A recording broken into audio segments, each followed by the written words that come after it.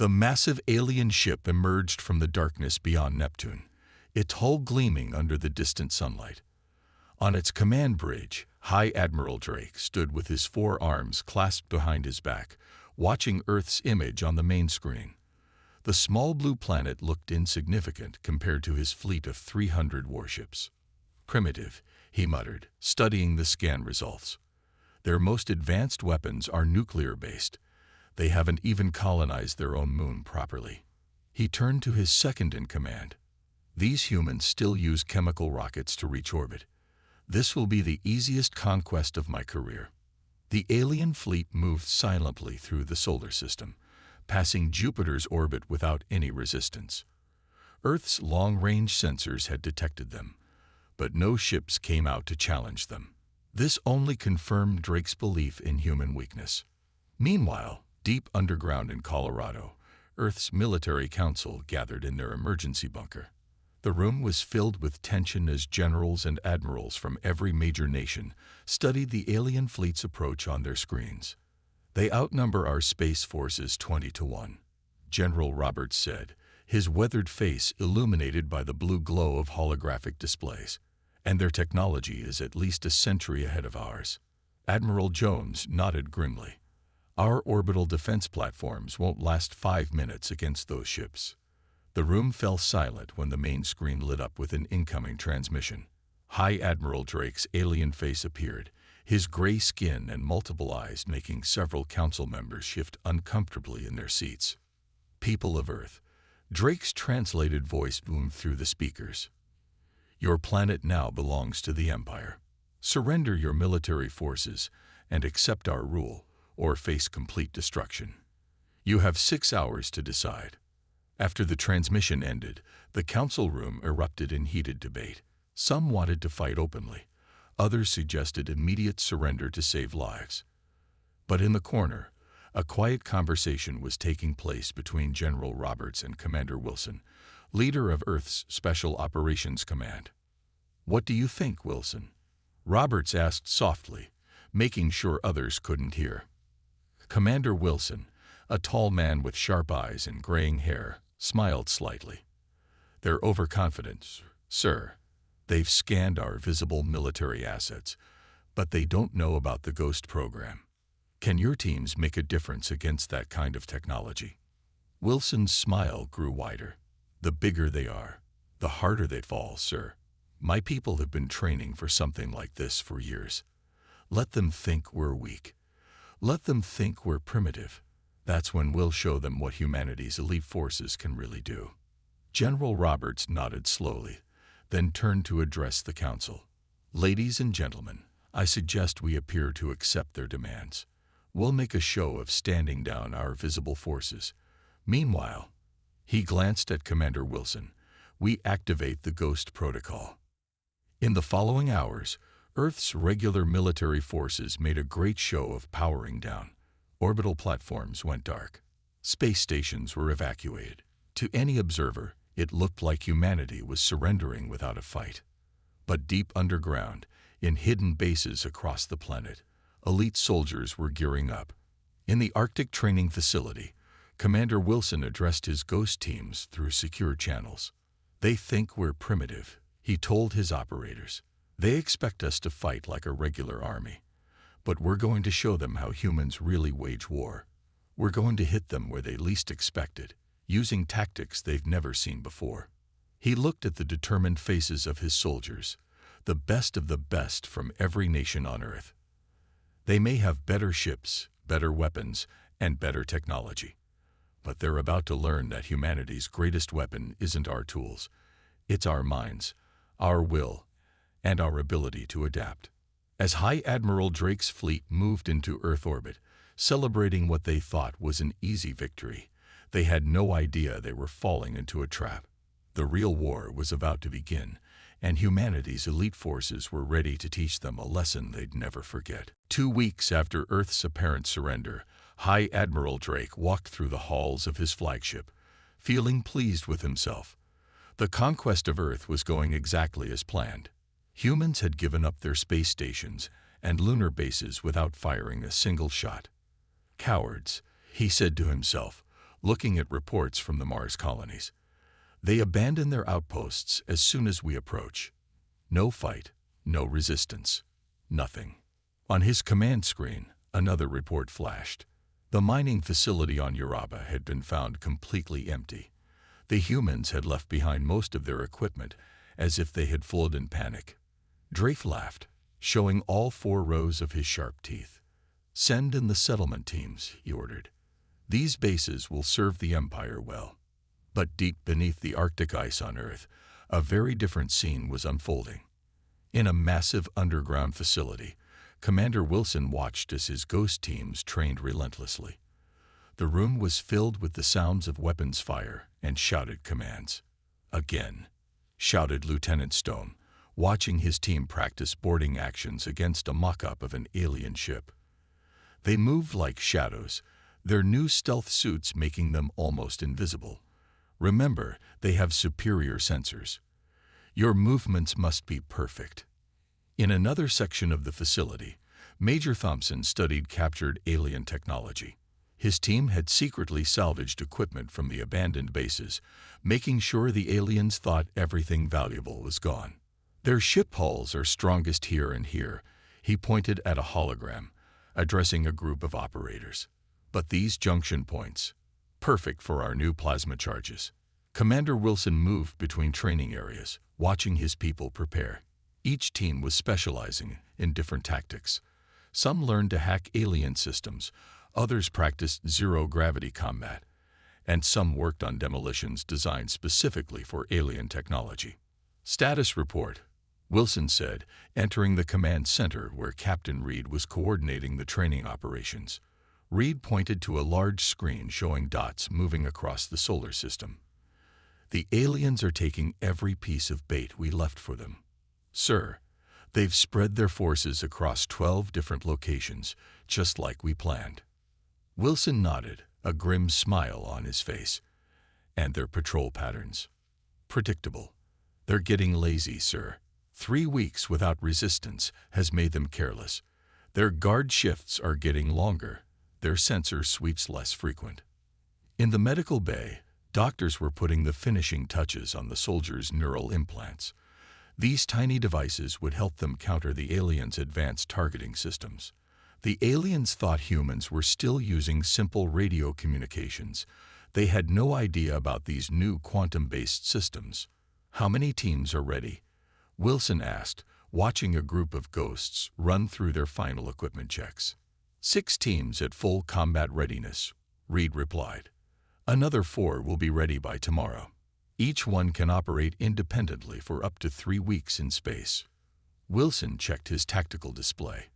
The aliens had taken every base they'd abandoned, just as planned. Each location was now crawling with enemy forces, all of them feeling safe and secure in their technological superiority. "They think they've won," Wilson said quietly. "They think we're just hiding in our cities, too afraid to fight back. That's exactly what we want them to think." He turned to address the gathered commanders. "The aliens gave us 6 hours to surrender. We've given them 3 weeks to get overconfident. They've taken our bases, spread out their forces, and relaxed their guard. Now it's our turn." Wilson brought up a hologram of the solar system, showing all the locations where alien forces had settled into their captured bases. "Remember your training. Remember what we've learned about their weaknesses. In 48 hours, Operation Ghost begins." As the meeting ended, Wilson looked at the determined faces around him. These men and women had trained harder than any soldiers in human history. They weren't just fighting for victory. They were fighting for humanity's future. In orbit, High Admiral Drake prepared for another easy day of managing his conquered territory. He had no idea that Earth's best warriors were about to show him exactly how wrong he had been about humanity. The Mars mining facility stood quiet under the red planet's sky. Inside, 30 alien soldiers patrolled the corridors, bored with their guard duty. They had occupied this base for 2 weeks without seeing a single human. Another empty night. The alien sergeant grumbled, checking the security screens. Everything looked normal. The same empty corridors, the same quiet machinery, the same darkness outside the base's windows. He didn't notice the shadows moving behind him weren't quite natural. In the facility's control room, Lieutenant Stone and his ghost team watched through their stealth suits' advanced displays. 5 humans against 30 aliens. The aliens thought these odds were impossible. They were about to learn differently. All teams in position. Stone whispered into his neural comm. The quantum-based signal was undetectable by alien technology. Ready to begin. Commander Wilson's voice came through clearly. Operation Ghost is green. Show them what humanity's elite can do. Stone smiled. Execute. The facility's lights went out all at once. The aliens rushed to their battle stations, weapons ready. Their night vision technology activated automatically, turning the darkness into clear green images. But they were looking in the wrong spectrum. The first alien died without making a sound, taken down by a ceramic blade that their armor couldn't stop. 3 more fell in the next 5 seconds, none of them even seeing their attackers. Intruder alert, the surgeon shouted, finally realizing something was wrong. Unknown contacts. All troops. His voice cut off as Stone's blade found its mark.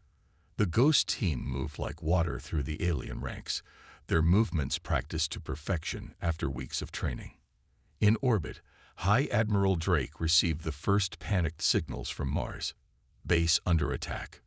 We can't see them. They're everywhere. Impossible, Drake snarled. Show me the security feeds. The screens lit up, showing corridors filled with confused alien soldiers firing at shadows. Then the cameras began going dark, one by one. The last image showed a glimpse of a human soldier appearing from thin air, moving with impossible speed before the feed cut out. Stone's team cleared the final room with brutal efficiency. 25 aliens dead in less than 3 minutes. Not a single shot fired. The remaining 5 had barricaded themselves in the main storage bay. They're trapped, one of Stone's operators reported, but they've called for reinforcements. Stone nodded. Right on schedule. Phase 2. When the alien rescue ships arrived 30 minutes later, they found the facility silent and dark. 40 heavily armed soldiers stormed inside, expecting to find their comrades. Instead, they found empty corridors and a single message painted on the wall. Welcome to the real war. The facility's reactor chose that moment to overload. The explosion took out 3 alien ships and all their troops. Stone's team watched from a safe distance, already hidden in their stealth shuttle. Mars Base 1 is done, Stone reported to command. Moving to Phase 3. On his flagship, Drake received the damage reports with growing rage. An entire base destroyed. 35 of his best troops dead. 5 more missing. 3 ships lost. And the humans had done it all without firing a single energy weapon. How? He demanded. How did they do this? His tactical officer looked nervous. Sir, we're getting similar reports from Europa and Titan and the lunar base. Drake's eyes widened. All across the solar system, his secure bases were going dark. Each report was the same. Silent attackers, impossible movements, troops vanishing without a trace. Commander Wilson received the success reports with grim satisfaction. 6 bases hit simultaneously. Nearly 200 alien casualties.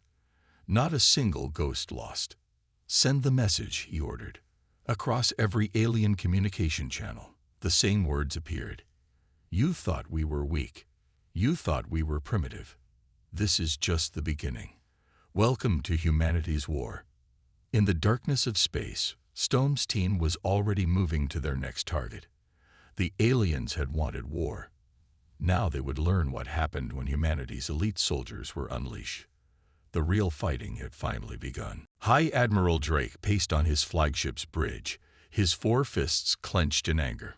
In the past week, 12 more bases had gone dark. His soldiers were getting nervous, jumping at shadows. Some refused to patrol alone. I want them alive, he shouted, slamming his fist on the command console. Capture these human warriors. I must know how they're doing this. Down on Earth, Commander Wilson studied the results of their latest attacks. The ghost teams had performed beyond expectations. The aliens were starting to crack. Time for Phase 4, he told his officers. We've shown them we can hit their bases. Now let's show them we can hit their ships. Captain Reed's team moved silently through space in their new stealth pods. These tiny ships, barely bigger than a human body, had been built using stolen alien technology. They approached Drake's massive flagship, looking like nothing more than space debris. Remember, Reed whispered to his team, we're not here to destroy the ship. We're here to make them fear their own vessels. The pods attached to the flagship's hull without triggering any alarms. Reed's team cut through the outer armor using tools specifically designed for alien metal. Within minutes, they were inside the massive ship's maintenance tunnels. Split up, Reed ordered. You know your targets. The ghost operators moved like spirits through the ship's corridors. Years of training had taught them how to move in zero gravity without making a sound. Their neural implants let them detect alien movement through walls. The first sign of trouble came when the flagship's engine suddenly shut down. Then the artificial gravity failed in 3 sections. Emergency alarms began blaring throughout the ship. What's happening? Drake demanded, watching as system after system reported failures. Unknown, sir, his engineer replied. We're detecting multiple breaches, but our sensors show nothing. In the ship's main engine room, Reed planted the last charge. These weren't explosives. They were something far worse. The devices would randomly shut down ship systems at unexpected times. The aliens would never know when their weapons, shields, or life support might fail. All charges placed, Reed reported quietly, moving to secondary objective. While the aliens rushed to fix their failing systems, Reed's team made their way to the ship's data core. They plugged in special devices that would slowly corrupt the ship's database, making random files disappear or change. Drake was growing desperate. Lock down all sections. No one moves until we find these humans. But his orders came too late. Reed's team was already leaving, taking with them copies of the flagship's most secret files. As a final touch, they left messages carved into walls throughout the ship. Nowhere is safe. The alien crew found the messages one by one. Fear spread through the ranks. If humans could board their most powerful ship so easily, what else could they do? Back at Arctic Command, Wilson reviewed the stolen data with satisfaction. What did you find? Reed pointed to several key files. Their whole fleet deployment, communication codes, and best of all, their biggest fear. Wilson leaned forward, interested. Which is, they've never fought an enemy they couldn't see coming. Their whole military is built around direct confrontation. They don't know how to fight shadows. Wilson smiled. The aliens had superior technology, but technology meant nothing against an enemy you couldn't find. Every failed sensor sweep, every empty corridor, every unexplained noise would now fill them with dread. On the flagship, Drake received news that made his blood run cold. 3 more of his ships had gone dark, their crews reporting phantom attackers before all contact was lost. How do we fight what we cannot see?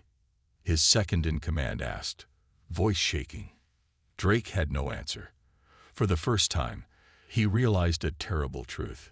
His mighty fleet, with all its advanced technology, might not be enough to defeat these human warriors who moved like ghosts and struck like lightning.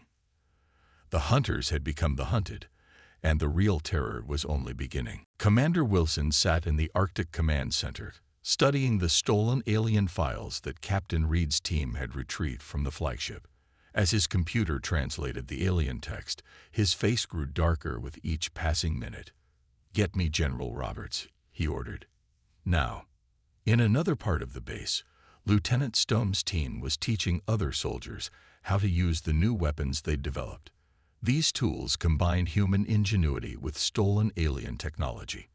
But their training session was interrupted by an urgent call. All team leaders to command immediately, the base speakers announced. This is not a drill. 20 minutes later, Earth's top military leaders gathered around the command table.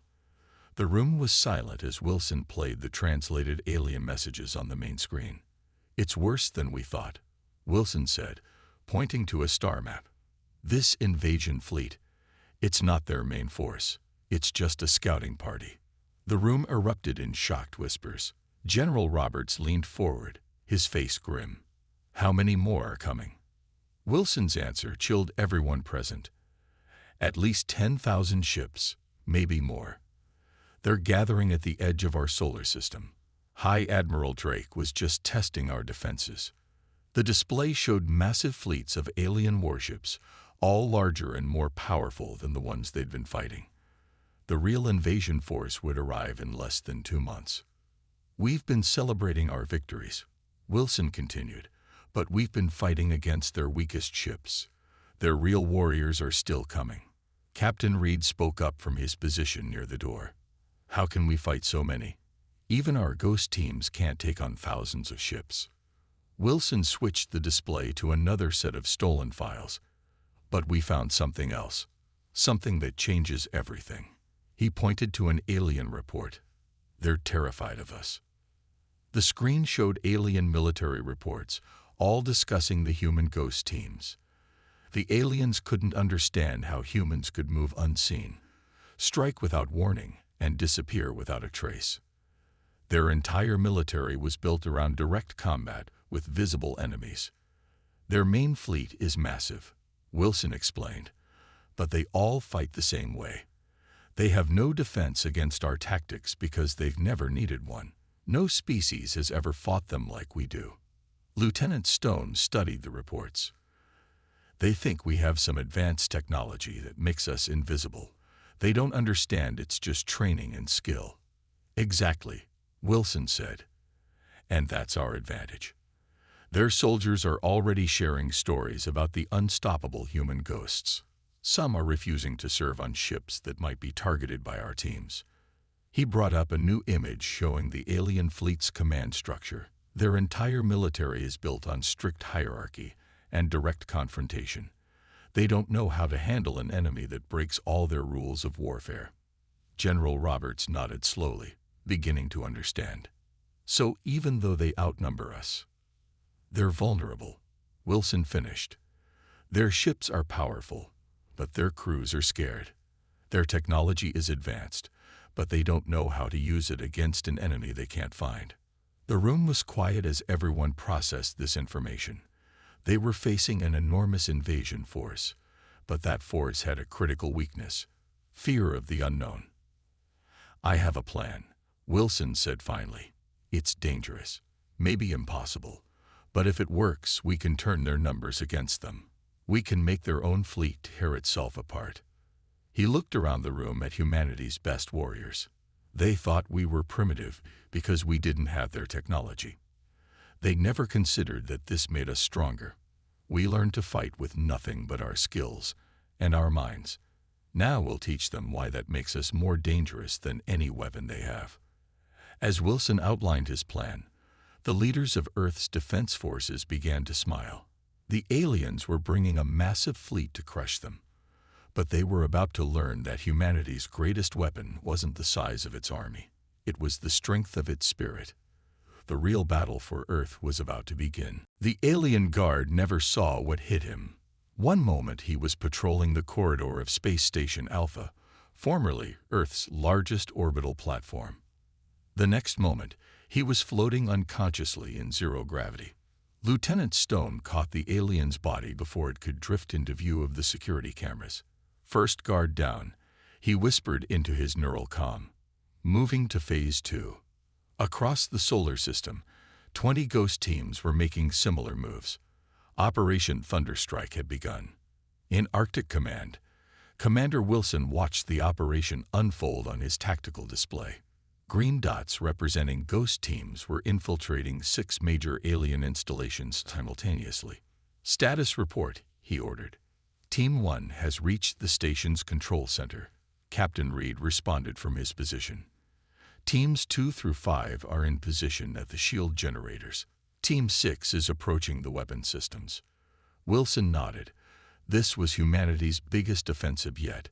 They weren't just striking to damage the aliens anymore. They were taking back their space station. High Admiral Drake was in his quarters when the first alarm sounded. "What's happening?" he demanded, rushing to the bridge. "Multiple stations reporting intruders," his officer shouted. "It's the humans again. But something's different. They're not retreating after the first strikes." On Space Station Alpha, Stone's team had reached their target. The station's main reactor room was guarded by 10 alien soldiers, all nervously watching the shadows. "Remember your training," Stone told his team. "Just like we practiced." They struck from 5 directions at once. The aliens' superior weapons were useless against opponents they couldn't see. Within 30 seconds, all 10 guards were down. "Reactor room secured," Stone reported, beginning power reconfiguration. Across the station, other Ghost teams were taking control of key systems. Years of training in space station operations were paying off. They knew every pipe, every maintenance tunnel, every backup system. "Sir," Drake's communication officer called out, "we're losing contact with our station troops. The humans, they're not just attacking. They're taking control."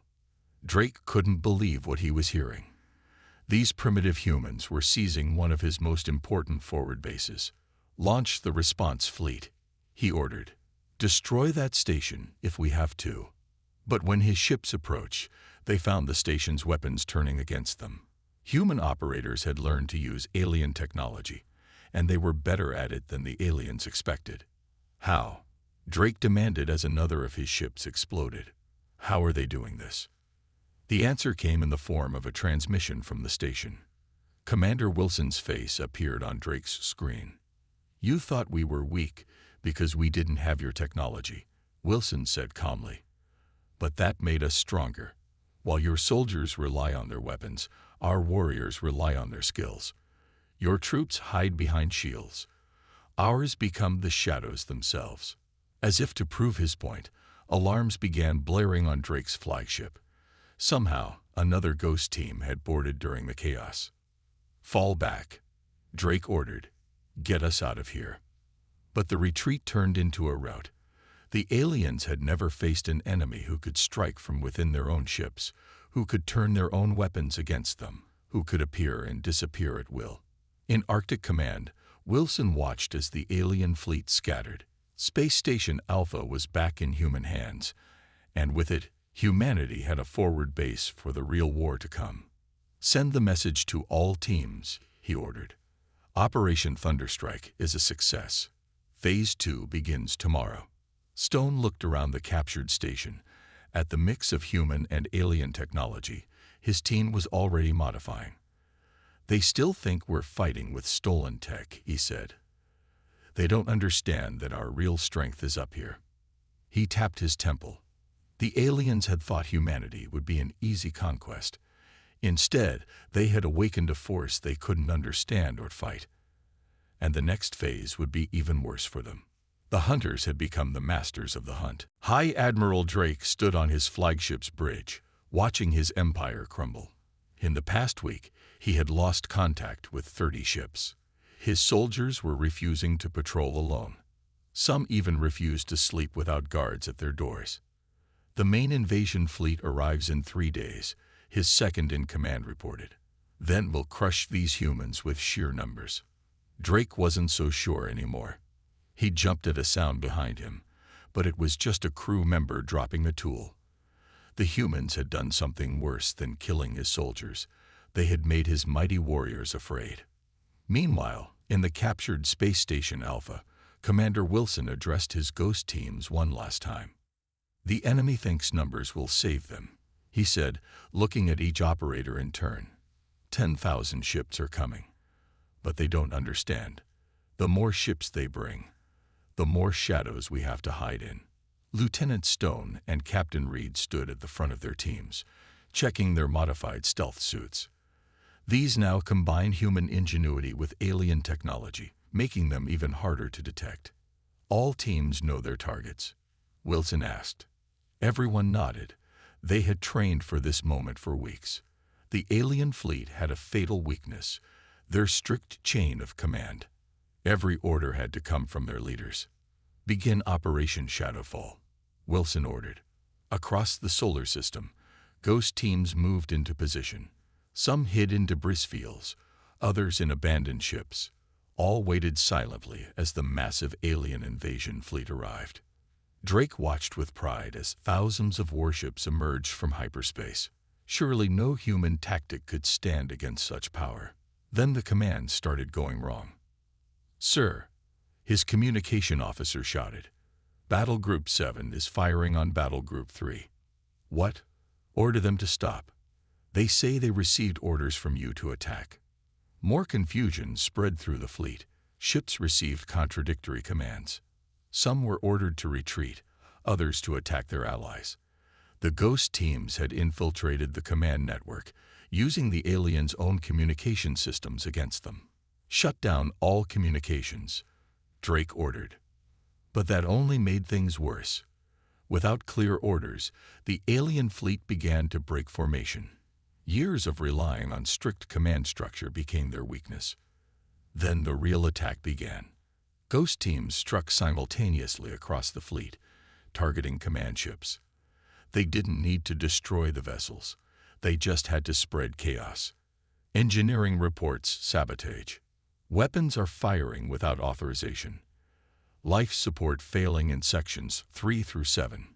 The mighty invasion fleet was tearing itself apart. Ships fired on suspected infiltrators, only to hit their own allies. Others tried to retreat, causing collisions in the tightly packed formation. On his flagship, Drake received the worst news of all. "Sir, our command codes have been compromised. We've lost control of the automated defense systems." Wilson watched from Space Station Alpha as the alien fleet descended into chaos. "Send the final message," he ordered. Every screen on every alien ship lit up with the same words. "You thought Earth was defenseless. You thought humans were primitive. Now you know better. Retreat or face total destruction. You have 1 hour to decide." Drake stared at the message, then at his fleet status display. A third of his ships were damaged or disabled. More were firing on each other. His own flagship systems were turning against him. And somewhere in the darkness, human warriors were waiting to strike again. "Send the retreat signal," he ordered quietly. As the alien fleet turned and fled, Commander Wilson looked at his team leaders. "They'll be back someday," he said, "with better technology, better training. And we'll be ready," Stone replied. "Because they still don't understand. It was never about the technology. It was about the human spirit." Wilson nodded. Humanity had faced its greatest challenge and emerged stronger. They had proved that the determination, skill, and adaptability of Earth's elite warriors could overcome any technological advantage. The aliens had learned a costly lesson. Never underestimate humanity's warriors, for they would rather die fighting than live on their knees. Earth was safe, and its defenders stood ready for whatever challenges the future might bring.